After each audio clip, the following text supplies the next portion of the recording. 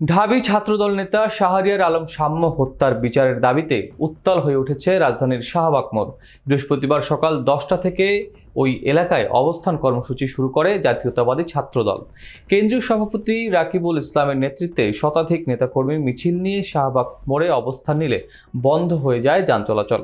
ছাত্রদলের দাবি, প্রশাসন হত্যার বিচার নিয়ে সময়ক্ষেপণ করছে।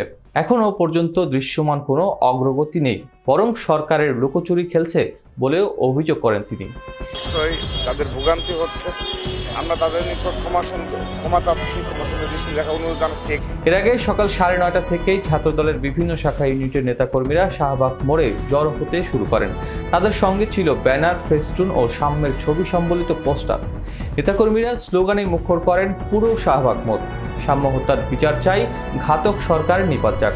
ছাত্রদলের সভাপতি রাকিবুল ইসলাম গণমাধ্যমে বলেন, বিকেল 5টা পর্যন্ত তাদের এই শান্তিপূর্ণ কর্মসূচি চলবে, তবে দাবি না মানা হলে পরবর্তীতে আরও কঠোর কর্মসূচি আসবে বলেও হুঁশিয়ারি দেন তিনি। প্রসঙ্গত, গত 13ই মে রাতে ঢাকা বিশ্ববিদ্যালয় ক্যাম্পাসের বাংলা একাডেমি সংলগ্ন স্থানে ছুরিকাঘাতে নিহত হন শিক্ষা ও গবেষণা ইনস্টিটিউটের শিক্ষার্থী ও ছাত্রদল নেতা শাহরিয়ার সাম্য।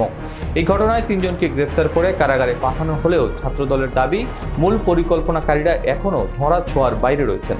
শাহবাগে অবস্থান কর্মসূচির কারণে ঢাকা শহরের গুরুত্বপূর্ণ সড়কগুলোতে তীব্র যানজট দেখা দিয়েছে, জনদুর্ভোগও বেড়েছে।